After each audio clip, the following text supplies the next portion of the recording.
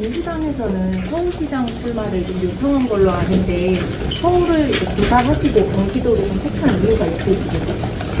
서울을 뭐 고사한 그런 개념이 아니고요. 민주당에서 저에게 그 서울시장 출마에 대한 공식적인 뭐 요청이 있고 그런 것은 아닙니다. 제가 알기로는 뭐 비공식적으로 서울시에 계신 일부 분들께서 그런 의견이 있다는 건 들었지만 공식으로 제게 서울시장 출마를 요청받고 그런 것은 아닙니다. 저는 이번 지방선거 출마에 있어서 출마 여부나 지역보다 더 중요하게 생각한 것은 지난 대선 과정에서 이재명 후보와 함께 했던 가치연대에서 정치 교체와 국민 통합 이것을 어떻게 하면 실체로 옮길 수 있는가 하는 것이 가장 큰 관심이었습니다.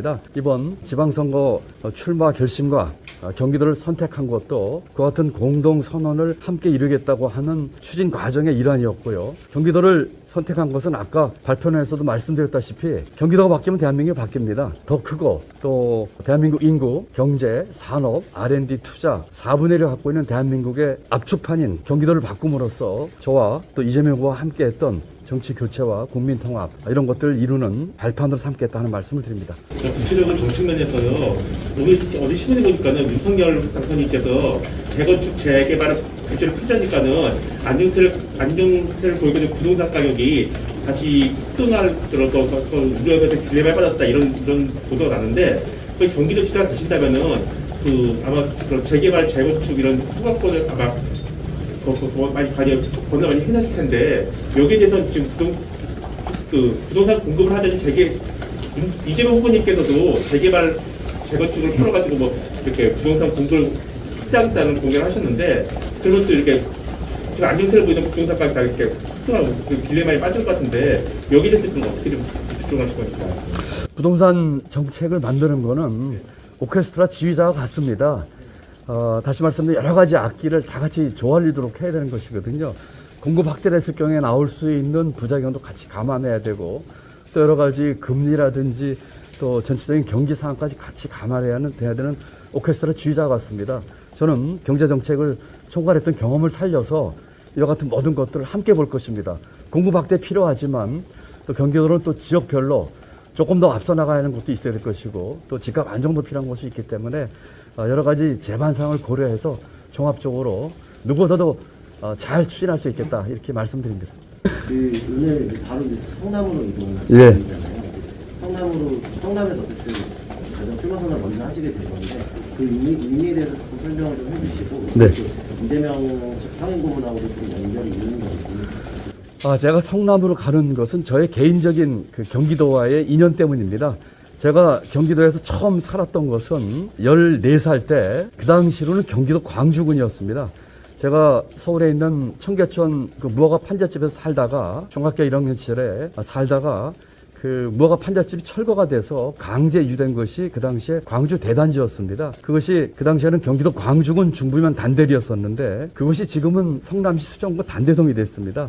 그래서 그 초심을 그 어려웠던 시절 제게 꿈을 주었고 제 꿈을 끼워줬던 그 경기도에서의 그 초심을 제가 살리기 위해서 바로 그 자리에 가서 오늘 출마 선언을 하게 됩니다. 마침 그 제가 출마 선언을 하는 곳이 제가 천막 치고 저희 가족, 6가족이 살았던 바로 그곳입니다. 그래서 그런 의미로 저를 키워준 경기도 제 꿈을 만들어주고 그 꿈을 실천하는 데 저에게 큰 터전이었던 그 의미를 되살리기 위해서 경기도 성남시 단대동을 출마 선언을 잡았다 이렇게 말씀드립니다. 후에 유승민 전 의원도 출마를 선언하셨다고 하는데 결정을 하시는 수 있잖아요. 거기에 대해서 뭐 어떤 분이 나오든 저는 개의치 않습니다. 유승민 전 의원은 뭐 저도 잘 아는 분이고 아주 훌륭한 분이고 또 경제 전문가이시기 때문에 뭐 어떤 분이 오시든 환영합니다. 다만 의원 같은 경우는 오랜 의정생활 하시면서 경제를 직접 운영하시기보다는 옆에서 평가하고 비판하고 훈수하는 역할을 하셨던 것이죠. 저처럼 35년간 경제를 직접 운영하고 경제정책을 총괄하고 하는 그런 경험은 없으셨다고 생각을 하고요. 또 저처럼 국제기구에서 근무하면서 많은 국제 경험과 또 지난 노무현 정부 때 비전 2030 같은 미래 비전을 직접 만들고 하진 않으셨던 것 같아요. 어떤 분이 나오시든 공정하고 정당하게 정정당당하게. 아이닉스 24 박정민 기자입니다. 어쨌든 본선에 오르기 전에 당내 경선도 통과하셔야 되잖아요. 근데 이제 민주당 내 경쟁하실 분들이 어쨌든 좀 쟁쟁하신 분들이다 보니까 어쨌든 경선에 임하는 각오라든지 뭐 대략적인 뭐 경선에 임하는 전략 같은 것도 구상하신 게 있나요? 네, 지금 뭐 민주당 내에서 후보로 나오신 분들 훌륭하신 분들이고 또 세 분 더 있을지 모르겠지만 다 제가 잘 아는 분들입니다. 나름대로 다 많은 경륜과 훌륭한 점이라고 생각을 합니다. 어쨌든 뭐 정정당당하게 같이 공정한 경쟁을 할 생각이고요. 앞으로 임하면서 아까 발표한 것처럼 경기도를 위한 비전, 그 정책 컨텐츠, 또 제가 추구하려고 하는 정치 교체에 대한 뜻을 이룰 수 있는 터전, 경기도민을 아까처럼 미래 대비라든지 통일 대비라든지 또는 미래 교육이라든지 이런 것을 가지고 정정당당하게 승부하겠습니다. 네, 오마이뉴스 맞습니다. 아까 이제 경선 관련해서 말씀이 나왔는데 사실 조직력에 대해서도 의뢰하시는 분들이 많은데요. 그 부분에 대해서 좀 어떤 고민을 하고 계신지 궁금하고요. 그리고 경선 후보님 옆에 계신데 사실상 이재명계에서 전투 지원하는 거 아니냐라고 저희가 좀 해석이 가능한 그림인 것 같아서 그 부분에 대해서도 좀 어떤 말씀을 드리고 그 조직이라고 하는 게 이제 다른 후보들에 비해서 조직이 없지 않냐는 말씀이시죠? 예, 그렇습니다. 저는 뭐 이 민주당 내에 특별한 기반도 없고 터전도 없고 조직도 없습니다. 그렇지만 이번에 경선 뭐 과정에서 모든 것을 아주 쿨하게 당의 결정에 따를 생각을 하고 있습니다. 다만 경선 룰 가지고 여러 얘기가 있는 것 같습니다. 우선 제 입장은 이런저런 조건 따지지 않고 아주 쿨하게 당의 결정에 따르겠다는 말씀을 드립니다. 다만 권리당원 50% 그 룰 때문에 저처럼 바깥에서 온 사람은 불공정하다고 하는 문제가 있을 수 있어서 지금 주장하는 정치 교체 문제가 결국은 정치 기득권을 깨는 것이 핵심이거든요. 그래서 우선 민주당부터 그와 같은 정치 기득권을 내놓는 모습을 여러 군데서 보이는, 그래야지 이 정치 교체의 그 실천 의지를 국민께 보여줄 수 있다고 생각을 합니다. 바깥에서 들어오는 어떤 후보도 이와 같은 점에서 공정하게만 처리될 수 있도록 좀 신경을 썼으면 하는 생각을 하고 있지만 전반적으로는 당의 결정을 따를 생각이라는 말씀을 드립니다. 우리 방금 말씀하신 권리당 50%를 같은 이건 기득권을 해야 된다는 그런 취지에서 이 부분은 그러면 민주당이 룰을 좀 바꿔줬으면 한다라는 취지의 말씀이신 건지 궁금하고요. 두 번째로는 그 이재명 전 후보와 이 경기도지사 장소를 정하는 과정에서도 아마 여러 차례 통화를 하셨을 걸로 생각이 드는데 이 후보께서는 어떤 말씀을 주셨는지 궁금합니다. 예, 두 가지 질문이셨습니다. 첫 번째 경선 룰에 대해서는 제가 이 문제 가지고 조건 따지시 하고 싶은 생각은 추호도 없습니다. 특별한 방법을 제시하는 것도 바람직하지 않다고 생각합니다. 뭐 경선, 그 권리당원 문제는 뭐 하나의 예시일 수는 있겠지만 제가 얘기하는 것은 어떤 분들이 바깥에서 오셔도 안에 계신 분들과 공정하게만 경쟁하는 룰을 만들면 좋겠다 하는 원론적인 얘기이기 때문에 당의 결정에 따르도록 하겠습니다. 이재명 후보와는 선거에 몇 차례 통화를 했습니다. 주로 통화한 주제들은 저와 이 후보가 함께 약속했던 정치 교체와 국민 통합에 관련된 추진 의지 또 실행 계획 이런 것들이 주였습니다. 지방선거와 관련해서는 이재명 후보와 특별한 논의가 없었다고 말씀을 드릴 수 있습니다. 이게 김재경 기자고요. 정책의 연속성이라고 그럴까요? 그러니까 이제 같은 당에서 전임이 이재명 전 경기지사였고 대표적으로 이게 뭐 기본소득도 있고 지역화폐 같은 경우도 있는데 그런 어떤 정책을 어느 게 평가하시고 또 어떤 데가 반영하실 건지 그런 것도 있을까요? 이재명 후보는 전임 성남시장과 도지사로서 아주 훌륭하게 도정과 시정을 운영해 왔습니다. 저는 경기도가 출마하게 된 것이 경기도가 바뀌어야 대한민국이 바뀐다고 하는 소신, 또 개인적으로는 경기도의 오랜 인연, 제가 30년 넘게 경기도에 살았고 20년 이상 경기도에서 일을 했다는 말씀을 드렸습니다. 이런 때문에 결정을 한 사항입니다. 그렇지만 이재명 후보와 제가 지난 대선에서 정치 교체에 대한 그 가치 연대를 같이 했기 때문에 또 한편으로는 그와 같은 추구하는 가치의 어떻게 보면 본거지가 경기도입니다. 그런 면에서는 경기도에서 제가 출마하는 것이 그와 같은 공동선언을 추진하는 데 있어서 동력이 되리라고 생각을 하는 의미도 있습니다. 전임 도지사로서 훌륭하게 도정을 이끌고 왔기 때문에 많은 부분들 바람직한 부분들 승계할 것이고요. 또 혹시 보완할 점이 있다면 제가 보완하는 역할을 하겠다. 제가 말씀드린 것처럼 경제 운영과 나라 살림을 35년간 해왔습니다. 10년 넘게는 나라 살림의 총책임자였습니다.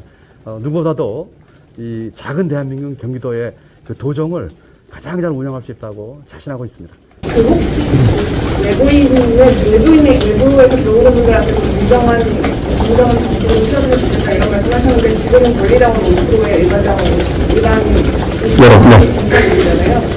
그런 부분이 좀 변경됐으면 좋겠다고 보시는 건지와 이 부분에 대해서 윤호중 대표 만나셨을 때 혹시 언급을 하셨었거나 정리하신 아니면 네, 아까도 뭐 비슷한 질문이 나왔습니다만 경선 룰의 세부적인 얘기를 제가 하는 것은 전혀 제가 원하는 사안이 아닙니다. 그냥 원론적으로 원칙적으로 바깥에서 저뿐만이 아니라 다른 좋은 분들 또는 경쟁 있는 분들이 들어오셨을 적에 안에 있는 분들과 공정하게 경쟁할 수 있는 여건을 만들었으면 좋겠다 하는 정도가 제 원론적인 언급이고 세부적인 내용에 대해서 제가 요구하거나 그럴 생각은 없습니다. 그것은 당의 결정이라고 생각을 합니다.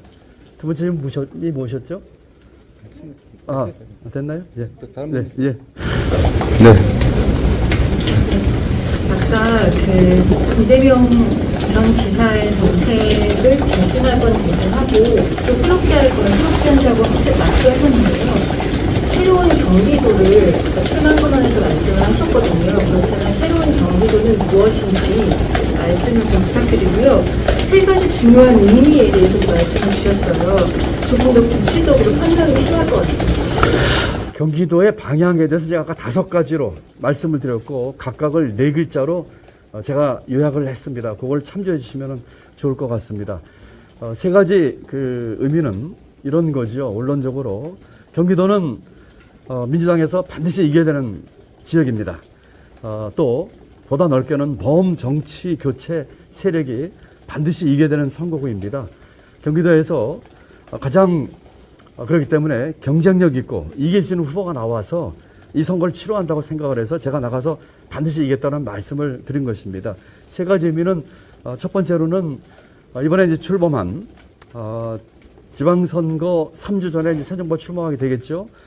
새로운 윤석열 정부에 대한 견제 의미가 분명히 있을 것이다 하는 것이 첫 번째 의미입니다. 만약에 이번 경기도 선거에서 진다면은 윤석열 새 정부가 견제받지 않고 독주하는 그런 모습을 갈 가능성이 많기 때문에 이번 선거 이김으로써 윤석열 새 정부의 충분한 견제 역할을 할 수 있을 것이다 하는 것이 첫 번째가 되겠습니다. 나머지 두 번째, 세 번째는 아까 제가 발표할 때 얘기를 했기 때문에 이걸 참조해 주시면 좋지 않을까 생각을 합니다. 우선 뭐 간단히 말씀드리면 이재명이 함께 했던 경기도에 대한 약속 지키겠다. 세 번째로는 정치 교체에 그와 같은 동력을 받아서 확실하게 추진할 수 있는 좋은 터닝 포인트를 만들 것이다. 이 3가지가 정치적 의미라고 생각합니다. 디지털 사이트 김세희 기자인데요. 사실 이제 지금 정성호 의원님이랑 이제 같이 오시게 된 배경이 좀 궁금하고, 두 번째는 어제 윤호중 대통령 면담에서 회동에서 그 서울시장 출마에 대한 그 제안을 받았다 이런 얘기를 들으면 거기에 대한 사실은 간단히 부탁드립니다. 제가 얘기해야 되는 거 아니고 우리 같이 오게 된 배경은 물론 제가 사선 의원이니까 기재의 위를 또 여러 상임 활동을 해서 잘 아는 사이였고, 중요한 게 문재인 정부 경제부총리 때 제가 그 기재위원장이었습니다. 국회 기획재정위원장이었기 때문에 여당에 그 당시 우리 경제부총리였던 우리 김동연 부총리와 긴밀하게 소통하면서 여러 가지 그 당시 현안과 정책에 대한 협의를 했었고요. 또 이번 물론 그런 인연 때문에 이번 대선 과정에 있어서도 이재명 후보와 또 김동연 두 후보 사이에 중간 연락하는 역할을 제가 했었습니다. 두 분이 추구하는 대한민국의 정치의 교체, 또 국민의 통합, 또 대한민국의 발전 이런 거에 대한 공감대를 갖고 있었기 때문에 그걸 확인하고 하는 또 그리고 결국 두 분이 함께하는 계기를 만들었기 때문에 당연히 제가 오늘도 우리 부총리께서 출마 선언하는데 같이 하게 됐고요. 또 제가 또 경기도가 지역구 아니겠습니까? 그래서 같이 했습니다.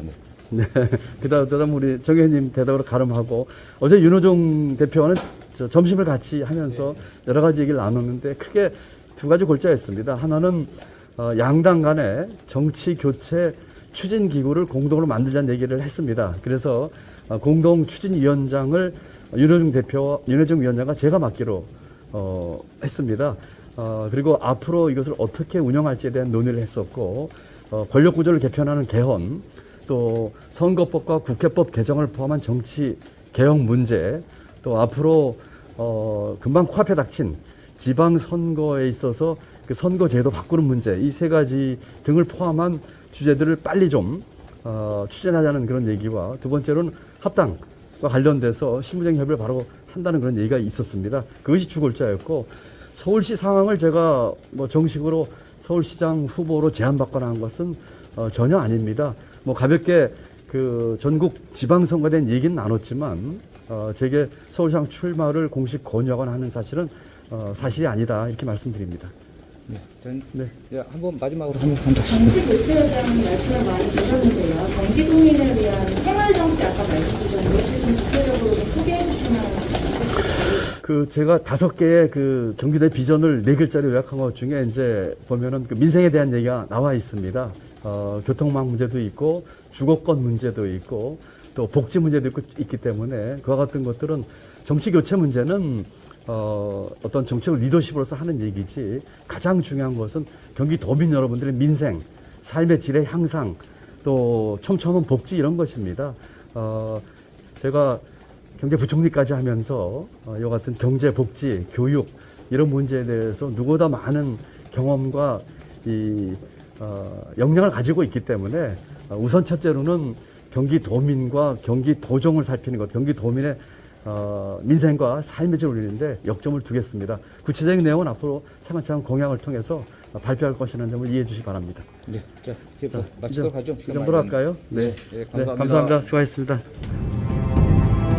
초심 백은종, 그 투쟁의 기록 개벽이 출간되었습니다. 개벽은 이명박이 대통령으로 당선된 직후부터 시작되어 구속되기까지의 여정을 기록한 안티 이명박 투쟁의 역사입니다. 노무현 대통령 분향소를 침탈한 천인공노할 사건과 독도 소송을 함께한 이재명의 이야기, 그리고 이명박 독도 발언의 진실이 담겨 있습니다. 이재명을 저격한 김부선의 실체가 궁금하십니까? 윤석열 검찰이 백은종을 사찰한 이유가 궁금하십니까? 개벽에 모든 이야기가 담겨 있습니다. 시민운동가 백은종과 서울의 소리에 힘을 보태주십시오. 여러분의 지지와 성원을 기다립니다. 감사합니다.